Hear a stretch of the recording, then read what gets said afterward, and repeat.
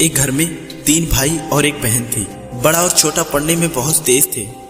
उनके माँ बाप उन चारों से बहुत प्यार करते थे, मगर मझले बेटे से थोड़ा परेशान थे। बड़ा बेटा पढ़ लिख कर डॉक्टर बन गया, छोटा भी पढ़ लिख कर इंजीनियर बन गया, मगर मझला बिल्कुल आवारा और गंवार बन के ही रह गया। सबकी शादी हो गई। बहन और मझले को छोड़कर दोनों भाइयों ने लव मैरिज की थी।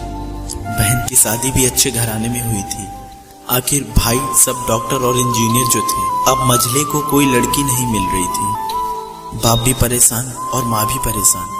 बहन जब भी मायके से आती तो सबसे पहले अपने बड़े और छोटे भैया से मिलती, मगर मझले से कभी नहीं मिला करती थी, क्योंकि ना तो वह कुछ दे सकता था और ना ही वह जल्दी घर पे मिलता था। पैसे पर वो दिहाड़ी पे मजदूरी करता था, पढ़ नहीं सका था ना, इसलिए नौकरी कौन देता। मझले की शादी किए बिना पिता गुजर गए। माँ ने सोचा कहीं अब बंटवारे की बात ना निकले, इसलिए अपने गांव की एक सीधी सादी लड़की से मंझले की शादी करवा दी। शादी हो जाने के बाद न जाने क्या हुआ कि मंझला एकदम लगन से काम करने लगा। दोस्तों ने कहा, ये चंदू आज अड्डे पर आना। चंदू ने कहा, आज नहीं फिर कभी दोस्त। दोस्तों ने कहा कि शादी के बाद तू जैसे बीवी का गुलाम ही हो गया हो। चंदू बड़े प्यार से बोला, अरे ऐसी बात नहीं है, कल मैं अकेला एक पेट था, अपने रोटी के हिस्से कमा लेता था, अब 2 पेट हैं। घर वाले नालायक कहते थे तो चलता था, मगर मेरी बीवी मुझे नालायक कहे तो मेरी मर्दानगी पर एक भद्दी कालिक है। एक पत्नी के लिए उसका पति घमंड और एक उम्मीद होता है। उसके घर वालों ने भी तो मुझ पर भरोसा करके ही अपनी बेटी दी होगी, फिर उनका भरोसा कैसे तोड़ सकता हूँ। कॉलेज में नौकरी की डिग्री मिलती है और ऐसे संस्कार सिर्फ माँ बाप से मिलते हैं। इधर घर पर छोटा और बड़ा भाई और उनकी पत्नियां मिलकर फैसला करती हैं कि जायदाद का बंटवारा हो जाए, क्योंकि हम दोनों लाखों के बराबर कमाते हैं, लेकिन मंझला ना के बराबर कमाता है। ऐसा नहीं होगा। माँ के लाख मना करने के बाद बंटवारे की तारीख तय होती है। बहन भी आ जाती है, लेकिन चंदू है कि काम पे निकलने के लिए ही बाहर आता है।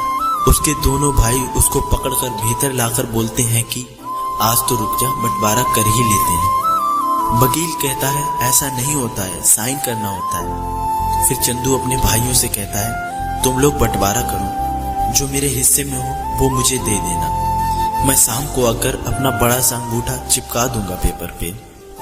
बहन कहती है, अरे बेवकूफ, तू गवार का गवार ही रहेगा, तेरी किस्मत इतनी अच्छी है कि तुझे इतने अच्छे भैया और भाभी मिले। फिर माँ भी बोली कि अरे चंदू आज रुक जा। बंटवारे में 10 बीघा जमीन में दोनों भाई 5-5 बीघा जमीन रख लेते हैं और चंदू को पुश्तैनी घर दे देते हैं। फिर चंदू चिल्लाता है, अरे हमारी छुटकी का हिस्सा कौन सा है। फिर दोनों भाई हंसकर बोलते हैं, अरे मूर्ख, बंटवारा भाइयों में होता है, बहनों के हिस्सों में तो सिर्फ उनका मायका ही है। फिर चंदू बोलता है, शायद पढ़ा लिखा ना होना भी एक मूर्खता है। आप दोनों ऐसा करो, मेरे हिस्से की वसीयत मेरी बहन छुटकी के नाम कर दो। फिर दोनों भाई चकित होकर बोलते हैं, फिर तुम? चंदू माँ की ओर देखकर मुस्कुराकर बोलता है, मेरे हिस्से में माँ है। फिर अपनी बीवी की ओर देखकर मुस्कुराकर बोलता है, क्या मैंने गलत कहा? उसकी पत्नी अपनी सास से लिपटकर कहती है, इससे बड़ी वसीयत क्या होगी मेरे लिए कि मुझे माँ जैसी सासू मिली और बाप जैसा ख्याल रखने वाला पति मिला। बस यही शब्द थे जो बंटवारे को सन्नाटे में बदल देते हैं। बहन दौड़कर रोकर अपने गंवार भैया के गले से लगती है और कहती है, मुझे माफ कर दे भैया, क्योंकि मैं समझ ना सकी आपको। चंदू अपनी बहन को बोलता है कि इस घर में तेरा भी उतना ही अधिकार है जितना हम सबका है। मैंने माँ का चुनाव इसलिए किया क्योंकि तुम सब मुझे याद आओ, क्योंकि ये सब वही कोक हैं जहाँ हम सब लोगों ने 9-9 महीने गुजारे हैं। माँ के साथ साथ तुम्हारी यादों को भी मैं रख रहा हूँ। दोनों भाई दौड़कर मझले से गले रखकर रोते रोते कहते हैं, आज तो सचमुच का बाबा लग रहा है, सबकी पलकों पे पानी ही पानी है। सब एक बार फिर से साथ साथ रहने लगते हैं। दोस्तों, जब लोग अनपढ़ थे तो परिवार एक हुआ करते थे। मैंने टूटे हुए परिवारों में अक्सर पढ़े लिखे लोग ही देखे हैं। दोस्तों ये वीडियो आप लोगों को कैसा लगा हमें कमेंट में जरूर बताइएगा। साथ ही साथ इस वीडियो को लाइक जरूर कीजिएगा और अगर आप हमारे चैनल पर नए आए हैं तो हमारे चैनल को सब्सक्राइब जरूर कीजिएगा।